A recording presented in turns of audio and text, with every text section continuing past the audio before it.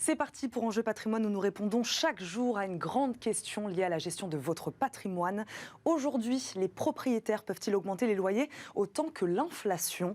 Mauvaise nouvelle, l'inflation impacte déjà le prix des locations. L'indice de révision des loyers ressort en hausse de 2,48% sur un an selon les estimations de l'INSEE. Mais jusqu'où cette augmentation peut-elle aller ?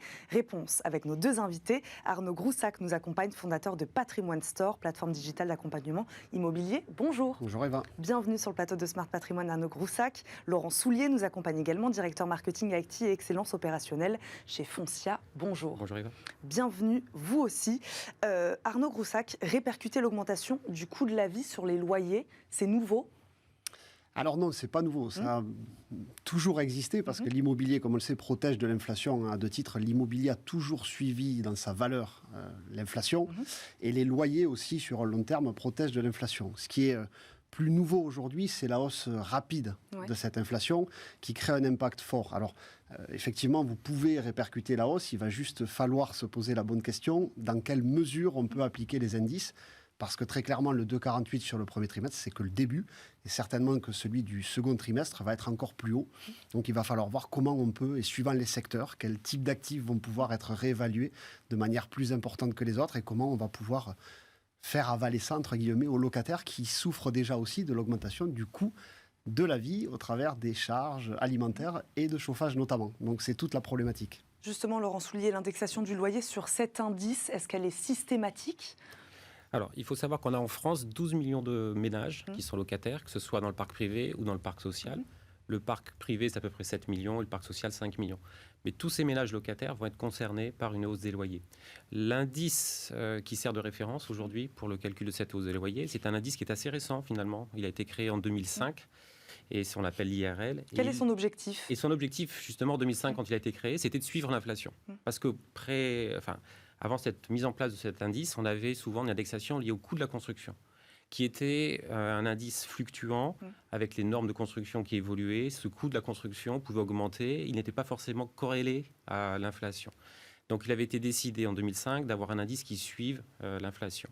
Et donc, l'IRL aujourd'hui, c'est très concrètement l'inflation. On sort juste le tabac et les loyers de cet indice de l'inflation. Mais donc, globalement, aujourd'hui, l'énergie ainsi que toutes les hausses que l'on voit, alimentaires, matériaux, permettent de calculer cet indice, qui est à 2,48, comme l'indiquait Arnaud, au premier trimestre 2022. Et donc, pour qu'on comprenne bien comment les deux sont corrélés, tel niveau d'inflation équivaut à quelle augmentation de cet indice et donc des loyers ? Alors, c'est une répercussion qui est faite de trimestre à trimestre. Ouais. C'est-à-dire que le propriétaire ne peut pas choisir quand il réévalue son loyer. Il va pouvoir, à date anniversaire, suivant la mention qui est faite dans son bail, donc si le bail a été signé en septembre, par exemple, ça va être une réévaluation basée sur le deuxième trimestre de l'année précédente. Et en fait, personne n'a de choix. C'est l'INSEE, donc via l'IRL, qui publie cet indice. Donc, globalement, il est assez proche de l'inflation. Ce que l'on voit aujourd'hui, c'est que l'inflation avait déjà commencé il y a un an, en fait. Voilà, et donc l'indice du premier trimestre, même si elle était plus faible il y a un an, donc elle suit quand même assez bien l'inflation. On est sur 2,48, donc si on pondère par rapport à il y a 2 ans, on va plutôt être aux alentours de 3,5%, si on appliquait par rapport à il y a 2 ans, mais globalement, on est assez proche de l'inflation. Et donc cet indice, il protège le propriétaire, il protège aussi le locataire quelque part ? Alors dans les deux sens, justement. C'est-à-dire qu'il va protéger le propriétaire pour lui permettre d'avoir une norme et il va aussi protéger le locataire pour pas que le propriétaire augmente de manière un peu hors norme, justement, parce que... Presque un plafond. Voilà, exactement, parce que le propriétaire va souvent avoir tendance à se sentir plus lésé, de dire, non, moi je paye plus cher, et pourtant je ne peux pas réévaluer. Donc ça protège vraiment dans les deux sens, et ça norme cette relation. Justement, Laurent Soulier, les dispositifs de plafonnement des loyers, comment ils sont compatibles justement avec cet indice-là ? Alors, il faut savoir effectivement qu'il existe plusieurs dispositifs de plafonnement. Il y a les plafonnements qui sont mis en place dans certaines zones tendues. Donc Paris a été pionnier en 2019, suivi par Lille, et puis un certain nombre de villes, Bordeaux se lance dans l'aventure du plafonnement. Donc c'est la loi qui permet, dans des zones tendues, avec un certain nombre de critères à respecter, de mettre un plafond strict de loyer qui vient s'appliquer à la mise en place d'un locataire, où normalement le marché est libre. Quand vous êtes le premier locataire dans un appartement, il n'y a pas de plafond en dehors de ces zones tendues qui ont mis en place ce type de dispositif. Et puis ça vient s'appliquer au cours de la vie du bail. Si l'application de la hausse du loyer lié à l'inflation nous conduisait à dépasser le plafond, eh bien cette hausse serait plafonnée. Du coup, on ne pourrait pas l'appliquer pour ces locataires. Ensuite, il existe d'autres types de plafonds chez tous les dispositifs, en général le Pinel, le de Normandie, qui sont liés à des aides fiscales et qui, derrière, conditionnent l'obtention de cette aide fiscale à des loyers plafonnés. Par contre, ces loyers suivent eux-mêmes l'indice de référence des loyers. Donc ces plafonds, eux, vont évoluer en même temps que l'inflation. Je n'ai pas rebondi sur ce que vous disiez tout à l'heure. Vous disiez que tous les loyers sont concernés par cette augmentation. Oui. L'indice de référence des loyers s'applique à la fois pour des locations nues ou meublées. Dès que c'est à résidence principale, en fait, c'est tous les loyers de résidence principale. Évidemment, ne sont pas concernés. Tout ce qui est location saisonnière, tout ce qui est résidence secondaire, ne sont pas concernés non plus parce que les baux courts inférieurs à 1 an, puisque la hausse ne peut s'appliquer qu'à date anniversaire. Donc évidemment, un bail de 9 mois, un bail mobilité qui serait inférieur à 1 an, ne verrait pas sa hausse appliquée. Le loyer est fixé pour au moins 1 an, donc c'est à date anniversaire qu'on peut appliquer cette hausse. Cette hausse de 2,48%, elle est importante, c'est ce que vous nous disiez. Est-ce qu'elle est historique ? Alors l'ICC, à l'époque du coût de la construction, avait eu des hausses dans les années 90 et début 2000 assez importantes. Et par rapport à ces hausses-là, je voudrais revenir juste sur un point que disait Laurent par rapport à la loi Pinel notamment, et ou de Normandie. Alors de Normandie, un peu moins vrai parce qu'on n'est pas sur des zones tendues. Mais aujourd'hui, nous, on le mesure dans toutes les statistiques qu'on fait. On a une demande énorme sur ces logements en Pinel pour 2 raisons. Ils avaient déjà historiquement un plafond des loyers et surtout, ils correspondent aux dernières normes énergétiques. Donc le locataire, il est gagnant sur les 2 tableaux. C'est-à-dire qu'à la fois, il a un loyer qui est plafonné, modéré. Globalement, sur Bordeaux, un T2, c'est à peu près 200 € de moins qu'un meublé, enfin qu'un appartement nu classique. Et en plus, il économise sur l'énergie. Et aujourd'hui, on a mesuré 44% de moins de turnover sur les 3 dernières années sur ces logements-là. Donc ça montre vraiment l'impact que peut avoir l'exécutif, pour le coup, quand il arrive à refaire jaillir sur certains pans de l'économie, et c'est très bénéfique. Donc, pour revenir sur la question, est-ce que la hausse est historique ? Non, elle ne l'est pas. Par contre, c'est sa rapidité qu'il est. En général, ces hausses-là, on les avait plutôt sur 3-4 ans. Là, effectivement, d'une année à l'autre, elle y est, et certainement que le deuxième trimestre va être aussi encore une hausse importante. Donc, c'est plutôt cette hausse conjoncturelle très rapide qu'il faut vraiment pour le locataire liée à celle de la hausse du chauffage. Et ils sortent d'un hiver où il n'est pas rare d'avoir des locataires qui ont eu 20-30% de plus quand ils sont sortis des tarifs déplafonnés de l'électricité.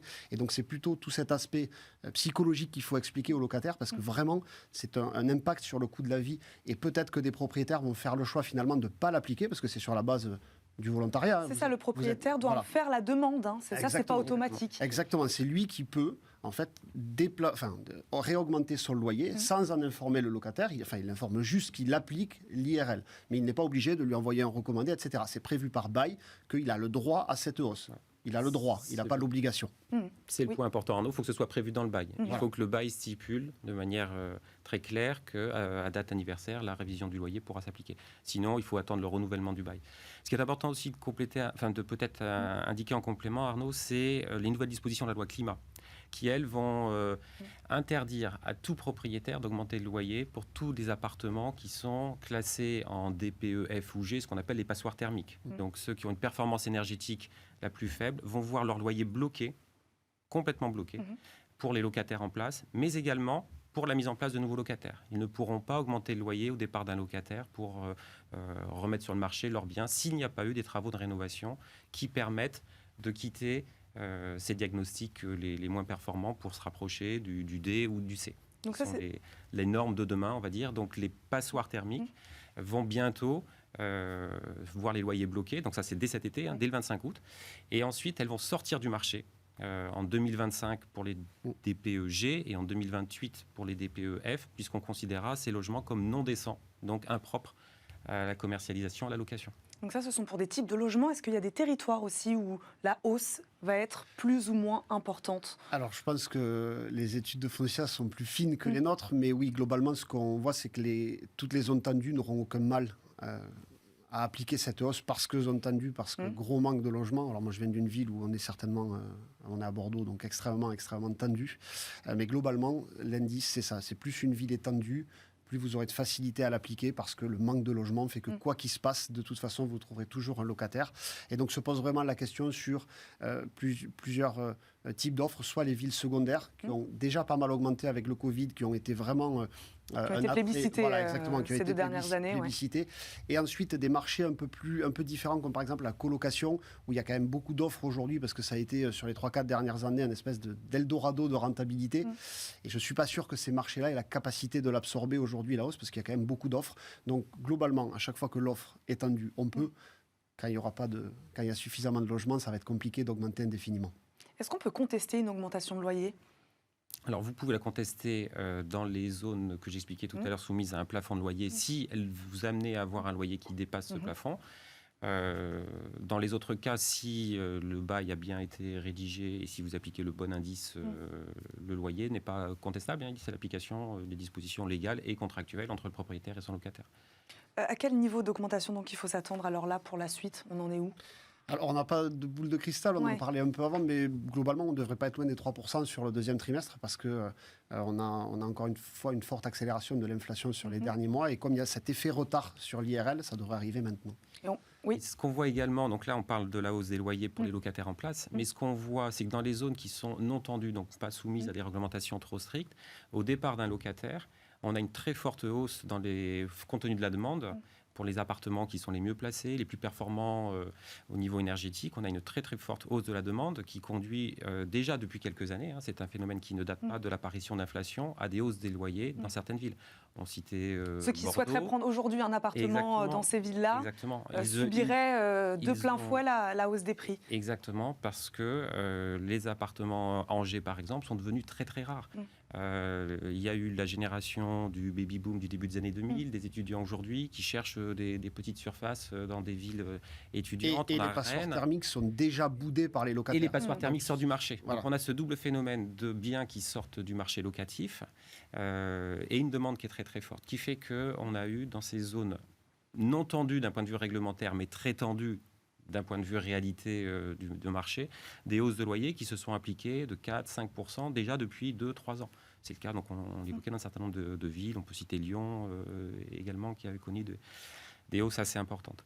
Et donc, de ce fait, le marché locatif est un marché qui a connu une inflation avant même la hausse de l'IRL, qui, encore une fois, ne s'applique que pour les locataires en place. Après, c'est un arbitrage à faire pour le propriétaire. C'est-à-dire, est-ce qu'il veut un peu de stabilité de ses locataires et donc s'assurer de ne pas avoir de période sans loyer, parce que si son locataire, à un moment donné, n'est plus en capacité de payer le loyer, il va chercher un loyer plus faible ou une surface plus petite ou s'éloigner du centre-ville. Et donc, au départ de ce locataire, va s'ouvrir une période de vacances de l'appartement et qui, du coup, pour le propriétaire, lui fait des revenus en moins. Donc, il y a toujours un arbitrage. Donc, le propriétaire peut l'appliquer. Maintenant, est-ce qu'il doit le faire systématiquement ? C'est un calcul au regard du marché, des capacités de son locataire. Et donc, certains nous demandent parfois de ne pas appliquer la hausse, préférant une stabilité de ses locataires. Il nous reste quelques secondes derrière ma question. Jusqu'où va-t-elle aller ? C'était aussi jusqu'où peut-elle aller cette augmentation ? C'est ça aussi, c'est-à-dire qu'elle peut être infinie. Enfin, voilà, alors, elle ne sera toujours que plafonnée à l'IRL. Donc après, c'est jusqu'où peut aller l'inflation. On commence à voir certains experts, au-delà de la récession, qui disent que le pic est en train d'être là. Donc on peut estimer que sous un an, ça va se normer. Et après, c'est surtout jusqu'où peut-elle aller, jusqu'au bon sens de la relation entre le propriétaire et les locataires.